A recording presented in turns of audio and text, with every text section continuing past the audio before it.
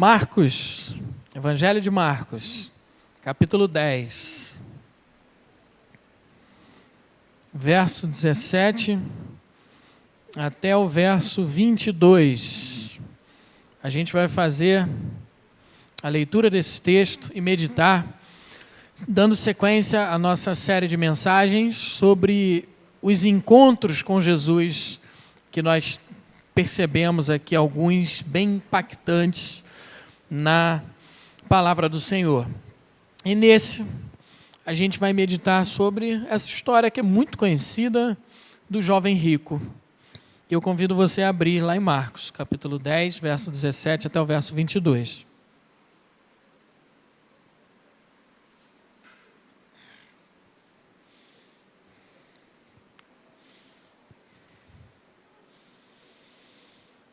Todos abriram? A gente vai ler na Nova Almeida, atualizada. Eu vou fazer essa leitura, peço que você me acompanhe em sua Bíblia ou ali no projetor, mesmo assentado em santa reverência à palavra do nosso Senhor. Diz assim o texto: Pondo-se Jesus a caminho, um homem correu ao seu encontro e, ajoelhando-se diante dele, perguntou-lhe: Bom mestre, que farei para herdar a vida eterna? Jesus respondeu: Por que você me chama de bom? Ninguém é bom, a não ser um, que é Deus. Você conhece os mandamentos: não mate, não cometa adultério, não furte, não dê falso testemunho, não defraude ninguém, honre o seu pai e a sua mãe. Então o homem respondeu: Mestre, tudo isso tenho observado desde a minha juventude. E Jesus, olhando para ele com amor, disse: Só uma coisa falta a você. Vá, venda tudo que tem, dê o dinheiro aos pobres e você terá um tesouro no céu. Depois, venha e siga-me. Ele, porém, contrariado com esta palavra, retirou-se triste, porque era dono de muitas propriedades. Amém. Até aqui a palavra do Senhor. Esse texto é muito impactante se a gente for parar para refletir nele. Sabe por quê? Porque às vezes a gente passa a nossa vida inteira vivendo para uma coisa ou num propósito, como se fosse o principal desse mundo, mas não é.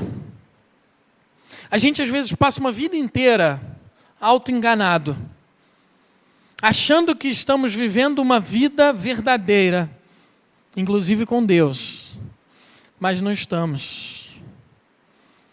E se eu te perguntar, por que você está aqui nessa noite?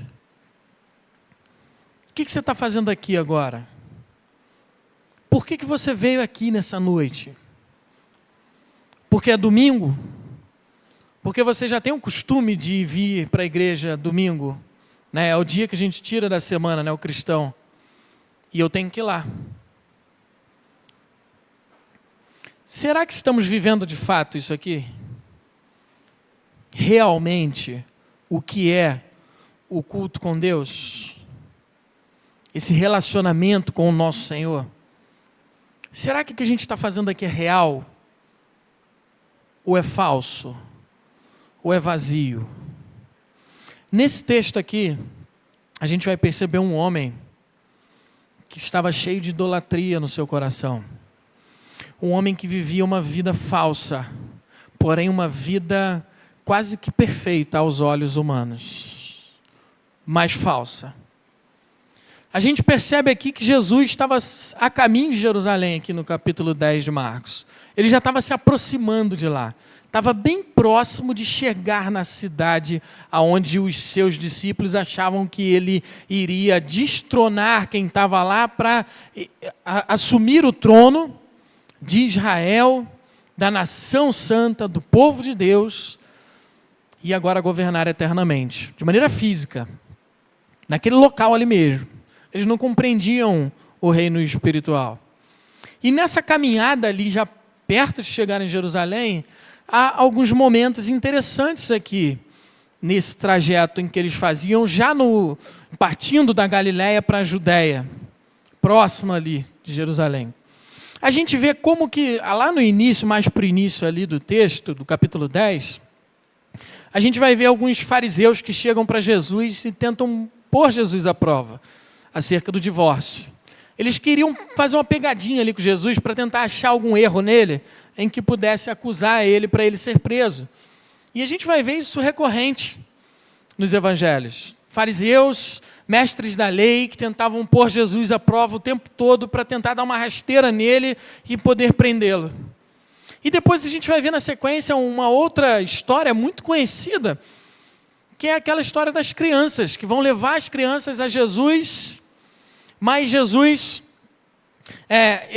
as crianças são impedidas pelos seus discípulos de serem levadas a ele, e aí Jesus repreende os seus discípulos e diz assim: deixem que os pequeninos venham a mim, não os impeçam, porque dos tais é o reino de Deus.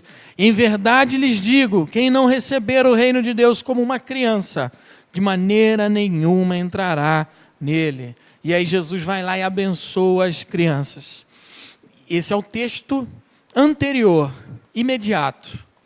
Aí na sequência, parece que acontece algo aqui, nessa história que a gente leu, que é um contraste com essa história das crianças anterior aqui.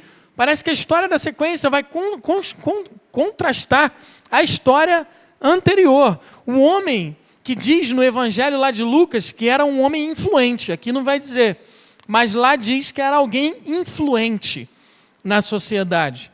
E aqui vai dizer que era um homem jovem e um homem rico, que é como a gente costuma conhecer, não é esse camarada aqui, jovem rico. Mas era um homem jovem, rico e influente também na sociedade. E esse homem, a gente percebendo essa história, a gente vê como que ele, com um certo caráter de urgência, ele vê Jesus e ele corre até Jesus, ele está com pressa ali.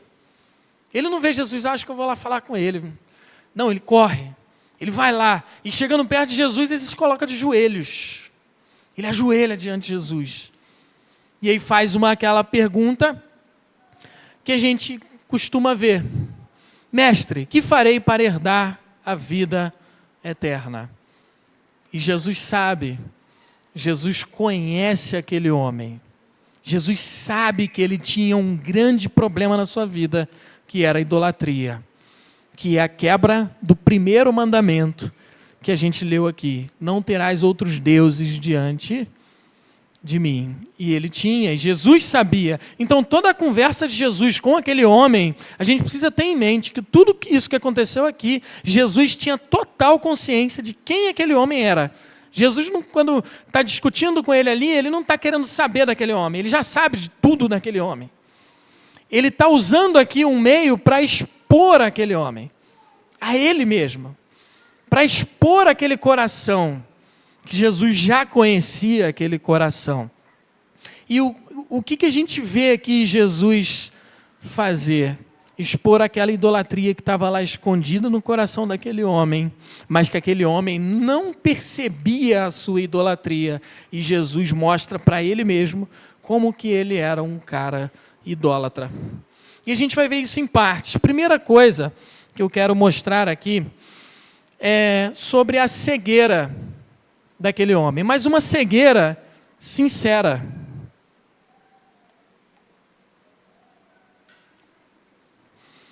Amados, aquele homem, a gente vai perceber no desenrolar aqui dessa história que ele estava cego. Ele não estava percebendo muita coisa à sua frente e ele não estava percebendo absolutamente nada dentro dele. Tem uma famosa escritora brasileira que ela vai dizer que a pior cegueira é a dos que não sabem que estão cegos. Ou seja, não é aquela pessoa que é cega de maneira física, que sabe que está cega. É aquela pessoa que está cega, mas vê. E ela não percebe que ela é cega. Parece que é o caso desse jovem influente rico aqui.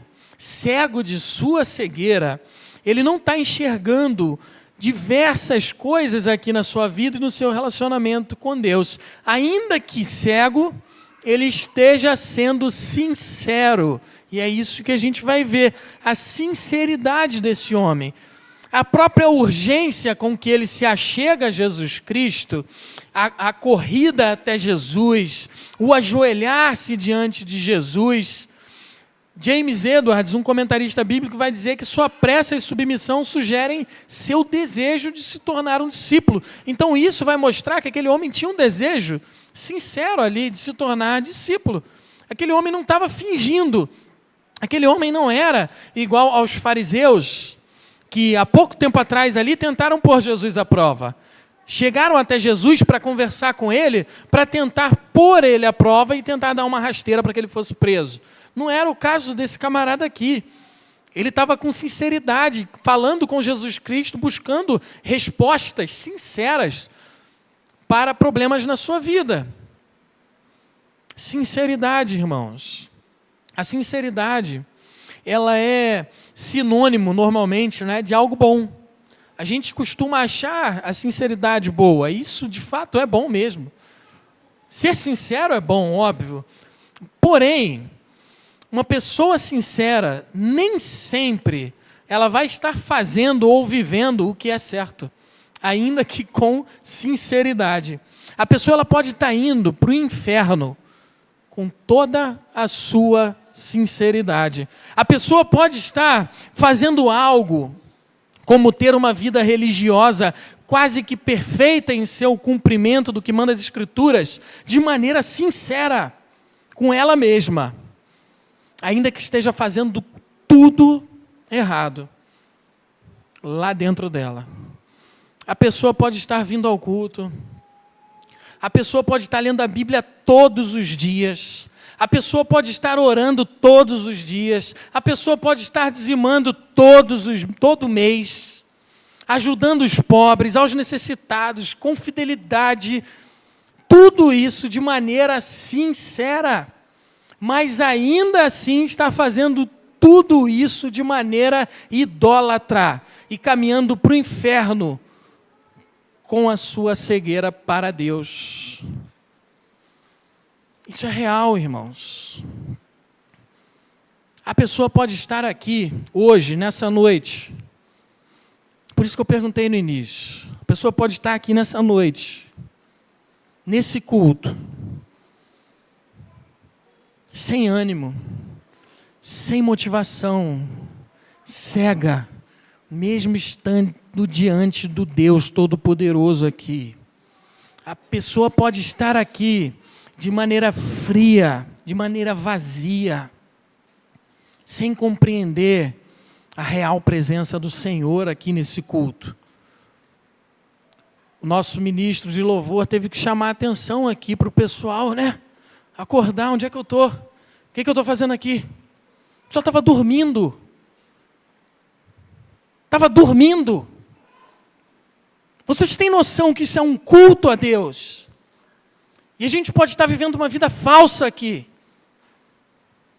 com sinceridade, achando que está vivendo uma vida verdadeira. Isso é real, irmãos. A gente brinca com Deus, às vezes, com sinceridade. A gente perde a noção de que isso aqui é um culto ao Todo-Poderoso que nos criou do pó e moeu o seu filho para nos dar redenção. E o que a gente faz? Brinca de religião às vezes, de maneira sincera. Mas aquele homem tinha cegueira quanto à própria lei do Senhor. Aquele homem não sabia qual o sentido da lei. Ele a usava para alcançar alguma coisa e queria saber do Senhor se tinha mais alguma coisa que ele poderia acrescentar. Ele fala: mestre, que farei para herdar a vida eterna? O que farei? O que eu tenho que fazer? A ideia estava nele. O que eu tenho que fazer para herdar a vida eterna? Ele achava que, de alguma maneira, servindo ou cumprindo a lei, ele poderia herdar a vida eterna. Ele achava que, de alguma maneira, se ele conseguisse cumprir todo o decálogo que nós lemos aqui, ele poderia receber a vida eterna. Mas não, irmãos, não. E aquele homem estava confiado em si mesmo. E Jesus vai responder ele: você conhece os mandamentos. Ele afirma: você conhece os mandamentos. E enumera aqueles 6 lá, últimos, que é do relacionamento nosso com o próximo. Vai lá e faz isso. E aí aquele homem diz: eu já faço isso. Eu já faço isso tudo. E eu já faço isso desde pequenininho. Olha que maravilha. E em Mateus, lá no Evangelho de Mateus, nessa passagem, lá é acrescido ainda a seguinte fala desse homem: o que me falta ainda? Ele fala: eu já faço isso tudo, desde pequenininho, mas o que me falta ainda? William Hendrickson vai dizer que parece que ele quer dizer: que ato bom adicional devo fazer, além dos muitos que já fiz, e isso desde a minha infância? Parece que aquele homem queria uma resposta de que ele já fazia tudo, então já tem a vida eterna. Parece que aquele homem queria uma palavra de aprovação, como se a lei fosse o suficiente e ele já cumpriu. Você está aprovado. Parece isso. Ele estava cego quanto à lei e ao seu cumprimento, achando que pelo cumprimento ele poderia adquirir a vida eterna. Porém, como Franklin Ferreira, um professor lá do seminário, diz em sua sistemática, ele diz assim: a lei sonda o coração humano e faz o diagnóstico da terrível doença que o domina, mas a lei não tem poder de remover o pecado, mudando o coração do homem. A lei condena o pecador, mas não cancela seus pecados. A lei expõe o cativeiro humano, mas não concede liberdade. A lei aponta para a necessidade de uma vida espiritual, mas não pode concedê-la. A lei não pode fazer nada disso que aquele homem achava que poderia fazer.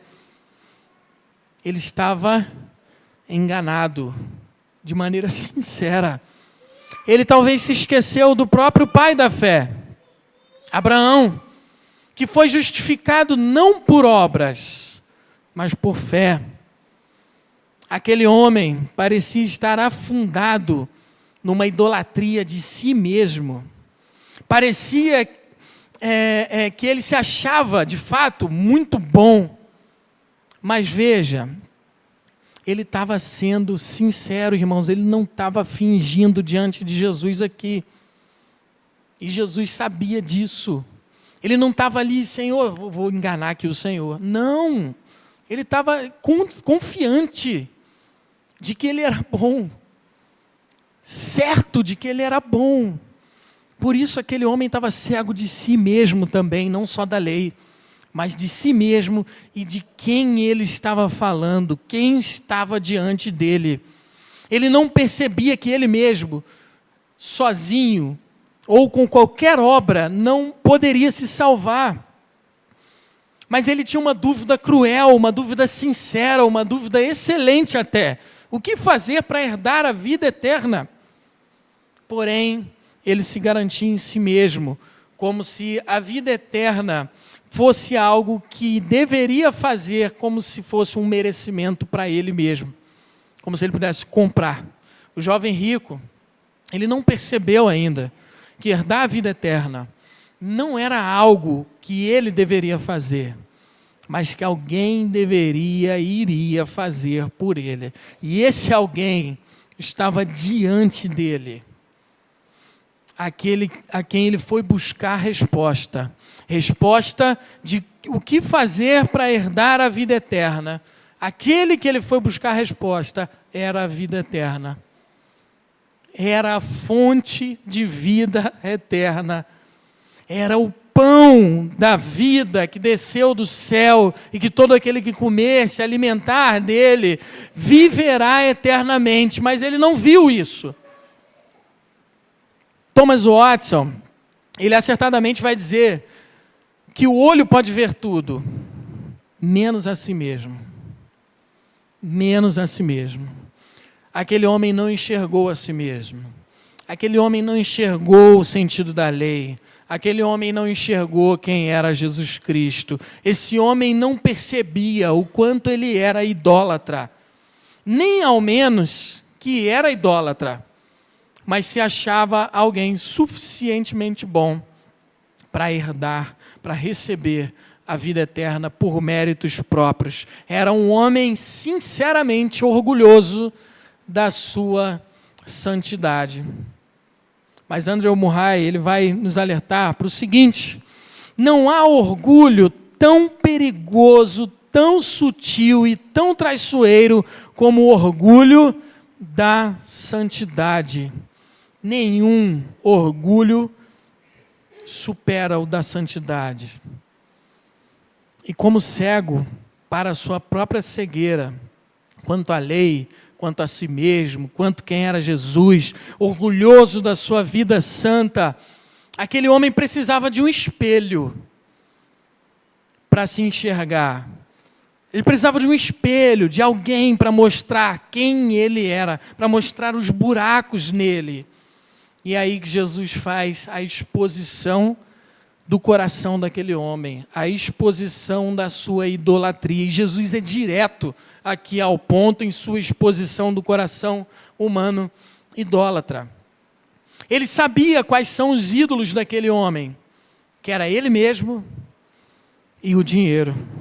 Quando Jesus diz, nessa parte aqui, que é meio estranha, que o camarada chega lá, bom mestre, que farei para herdar a vida eterna. Jesus vai lá e fala, por que você me chama de bom?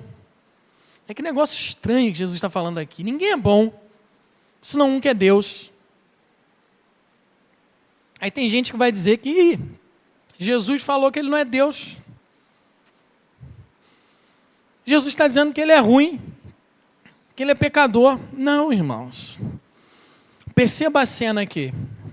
Um homem chega para Jesus, um outro homem que ele está vendo diante dele. Jesus estava ali de carne e osso.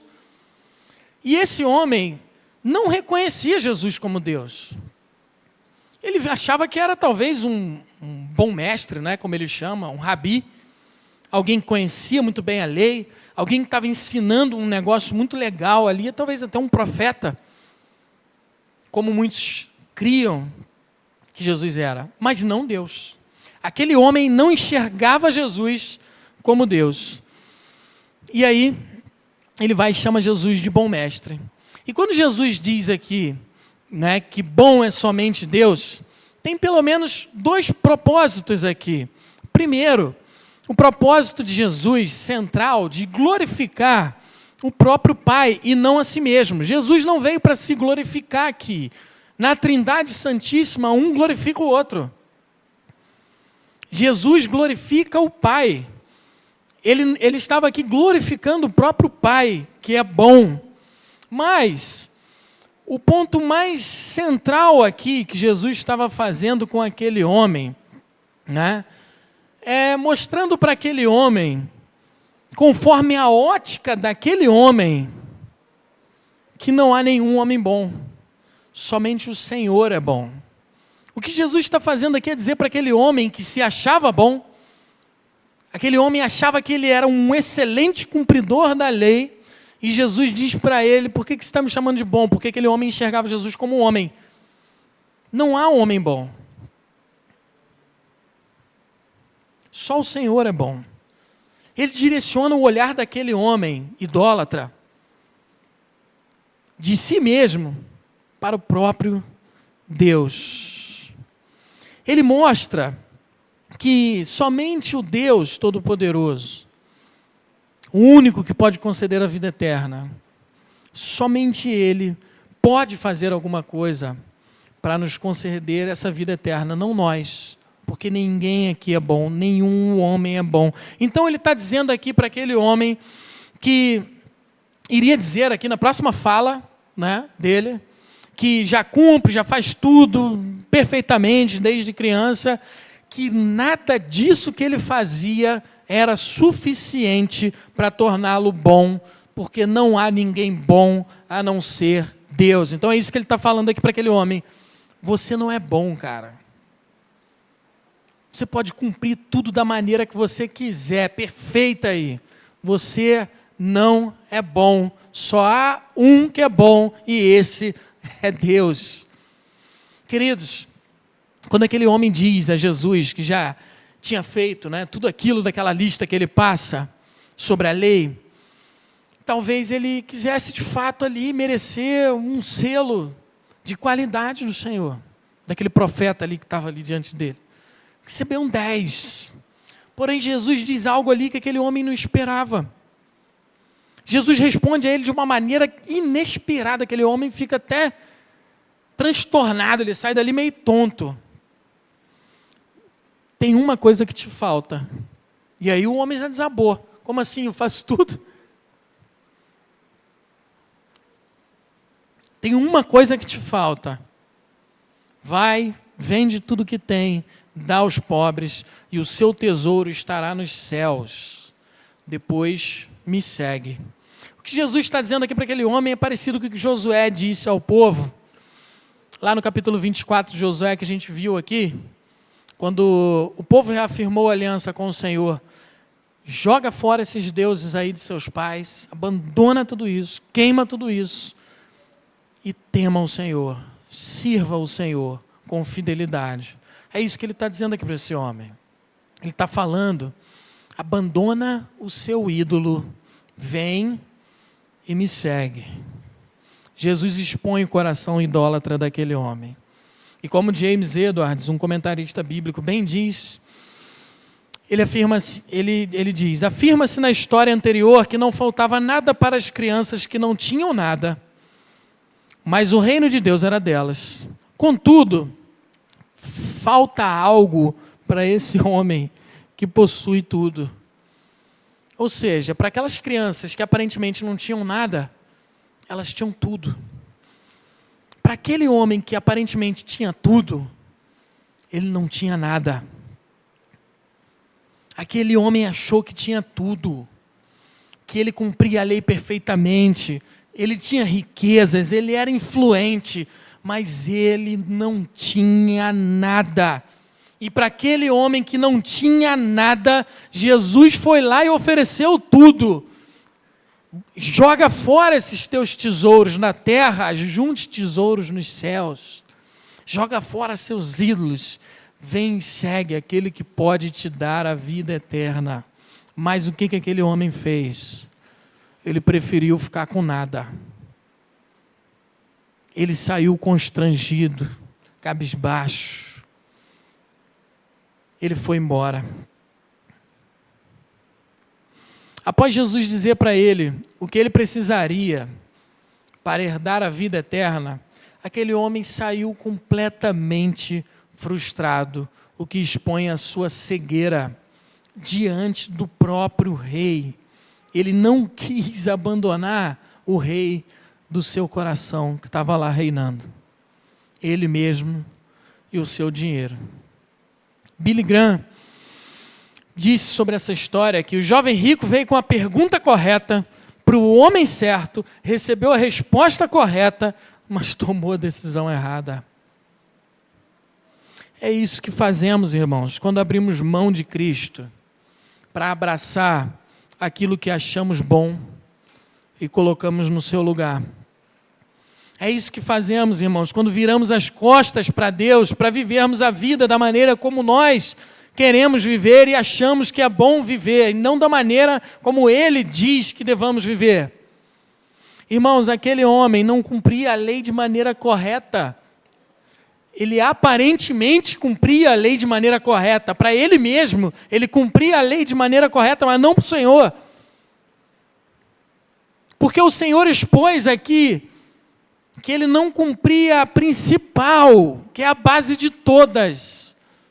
Não terás outros deuses diante de mim. E ele tinha. Então, nada que ele fazia, tudo que ele fazia era nada. Ele não cumpria a lei. Ele estava cego. de maneira sincera, sinceramente cego. Queridos, isso é muito sério. Isso é muito sério, porque nós podemos estar vivendo essa vida assim como ele, como aquele influente jovem rico, uma religião vazia, uma religião sem Cristo, uma religião que se garante em si mesmo e no que somos capazes de fazer e de mostrar aos outros de maneira externa. O reverendo Heber Júnior, ele diz que o legalismo propõe uma religião de vista e não de fé. Ele quer ver você se apegar a certos rituais e a certas práticas. O legalista é muito zeloso por compromisso visível. Precisamos de um espelho, irmãos. Precisamos de um espelho para olharmos a realidade e vermos o nosso coração, o que está dentro, não o que está fora. Isso é muito grave. O auto-engano, irmãos, é uma prisão que a gente está dentro e a gente não enxerga que está nessa prisão e a gente ama viver dentro dessa prisão. Paul Tripp, ele vai dizer sobre o auto-engano, preste bem atenção, se você não admite diariamente para si mesmo que está perturbado e em necessidade diária e desesperadora de perdão e da graça transformadora, e se a evidência ao seu redor não o leva a abandonar sua confiança em sua própria justiça, então você se dedicará ao trabalho de se convencer de que está bem. Você diz a si mesmo repetidamente que você não é o problema, eles são, mas não você. E você diz a si mesmo que realmente você não precisa de mudança.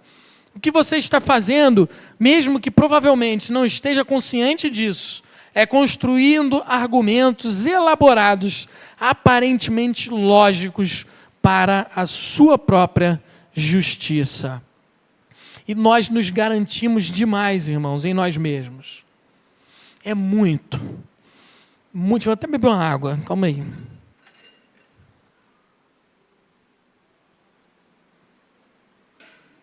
Irmãos, a gente se garante em nós mesmos com uma força, com uma propriedade, porque é muito fácil mesmo, muito fácil a gente confiar na força do nosso braço, no poder do nosso intelecto. Difícil é se dobrar, humilhado diante do Redentor, reconhecendo que dependemos dele de tudo, para tudo, e que tudo que nós fazemos sem ele é trapos de imundícia, não é nada. É fácil confiar em nossas obras. E a gente diz, somos fiéis, fazemos tudo certinho. Difícil é reconhecer a nossa incapacidade para fazer qualquer coisa nessa vida e reconhecer que somos totalmente dependentes dele. Mais até do que um bebê recém-nascido é dependente dos pais. Difícil é reconhecer de que sem ele nós não podemos acrescentar um grão de areia nessa vida nossa. Que é ele que sustenta, ele que capacita, ele que fortalece e dá sabedoria, ele que faz tudo, ele que é tudo em todos. Reconhecer como Agostinho, irmãos, reconheceu e declarou diante de Deus, isso é muito difícil. O que sou eu sem ti, Deus, se não um guia para a minha própria perdição? Amados, das idolatrias mais difíceis de destronar do nosso coração, estão a riqueza. O que fica claro aqui nesse ensino, nessa história de Jesus e na posterior, sobre o perigo das riquezas, que ele vai exortar os seus, usando o exemplo daquele homem. Isso porque, irmãos, a riqueza, ela pode dar tudo aquilo que o nosso coração pecaminoso mais deseja nesse mundo. Conforto, poder, luxúria, prazer. E outro grande problema, ídolo, que é talvez o mais difícil ainda, é o nosso próprio eu. A vaidade, o orgulho, o narcisismo, se achar bom, se achar melhor do que o outro, que talvez o outro não tenha tanto desempenho como nós temos, e a gente acha que pode ser que é melhor, na verdade, que o outro, confiados nas nossas próprias forças. Se a gente faz alguma coisa de bom, irmãos, é pela graça de Deus, porque nós não somos nada sem Ele, nada. Não tem um pingo de brecha para orgulho nessa vida, para vaidade nessa vida, para narcisismo nessa vida. Mas ainda assim a gente acha que o mundo gira em torno de nós, que as pessoas devem funcionar ao nosso favor, nos servindo o tempo inteiro. A gente quer todo mundo nos servindo, irmãos.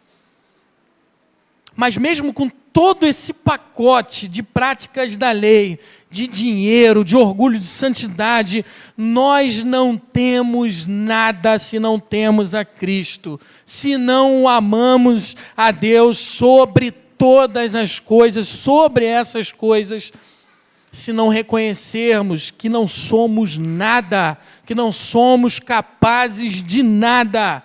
A idolatria, ela tem um poder tão grande de trazer confusão em nosso relacionamento com Deus. Ela distorce nossas intenções, nossos sentimentos, nossos desejos, nossas motivações, inclusive para estarmos aqui todo dia. Joel Bick nos alerta sobre isso.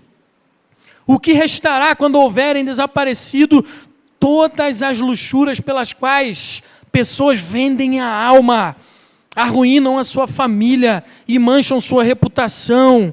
Nada, exceto poeira, cinzas e ira de Deus. Queridos, guardem isso no seu coração. Como James Edwards diz, os maiores inimigos da fé e da obediência são a satisfação consigo mesmo e o orgulho. E nada pode remover isso com maior eficácia do que a pobreza de espírito. O reconhecimento de que nada somos sem o Senhor, de que se fazemos algo bom, é por meio dEle e para a glória dEle, o único que é bom. A religião cristã não se resume a fazer coisas, mas a crer em alguém e segui-lo. E esse é Jesus, aquele que muda a nossa vida, aquele que trata das nossas feridas e pecados, aquele que fez tudo o que era necessário para que nós herdássemos a vida eterna, tudo o que nunca poderíamos fazer. Nós não fizemos nada, irmãos, absolutamente nada, a não ser pecar e falhar miseravelmente. Portanto, não se apoie em suas forças, em sua inteligência, em sua influência, em seu poder nessa terra, nas riquezas, nas suas boas obras, na sua vida religiosa. Pare de olhar para você mesmo, pare de se vangloriar, pare de se achar bom. Você não é melhor do que o seu irmão. Não somos, porque não somos bons, irmãos. Mas olhe para o rei, que um dia recebeu uma coroa de espinhos e sofreu profundas angústias, em desprezo, em chicotadas, foi pendurado no madeiro todo ensanguentado. Porém, esse rei, que está exaltado nessa hora, está diante de você constantemente. Olhe para esse rei, creia nele, confie nele, encontre nele o seu sustento, a sua força, a sua vida. Se humilhe perante o rei. Você e eu não somos nada sem ele. Que Deus assim nos abençoe. Amém. Senhor, que somos nós, Deus, sem Ti, se não guias para a nossa própria perdição? Senhor, o nosso coração não encontra descanso, Deus, enquanto não encontra com o Senhor, enquanto não percebe no Senhor o Todo-Poderoso, o Criador dos céus e da terra, aquele que era, que é e que há de vir, aquele que pode nos capacitar, aquele que nos capacita para toda boa obra nessa terra. Senhor, age em nosso coração, como nós precisamos, Deus, porque somos muito soberbos, Senhor, duvidamos demais da sua força, nos garantindo na nossa. Invertemos, Senhor, o nosso relacionamento com o Senhor. É o Senhor que é o Todo-Poderoso, não somos nós. Quebranta o nosso coração, Deus. Mói. Espreme, Senhor. Nos humilhe. Abra os nossos olhos, Deus, para a nossa condição de humilhado diante do Senhor. Abra os nossos olhos para a realidade do Senhor exaltado diante de nós. Livra-nos de idolatrias, Senhor, principalmente da idolatria a nós mesmos, de toda a idolatria que possa morar no nosso coração. Traga ordem, Senhor, ordem ao caos do nosso coração. Fortaleça, Senhor, a nossa fé, para que a gente viva um relacionamento com o Senhor sincero, mas com os olhos abertos. Não cegamente sinceros, mas enxergando o Rei da Glória. E o quanto nós somos humilhados diante do Rei da Glória. Como nossas mãos são vazias e permanecerão vazias, porque nada teremos e temos a te oferecer, a não ser a nossa própria vida humilhada, quebrantada diante do Senhor.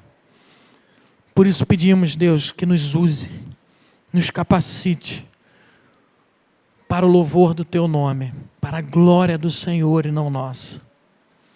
É no nome do nosso Rei, o Senhor Jesus Cristo, que foi morto, mas está vivo pelos séculos dos séculos. É no nome dele que oramos. Amém. Amém.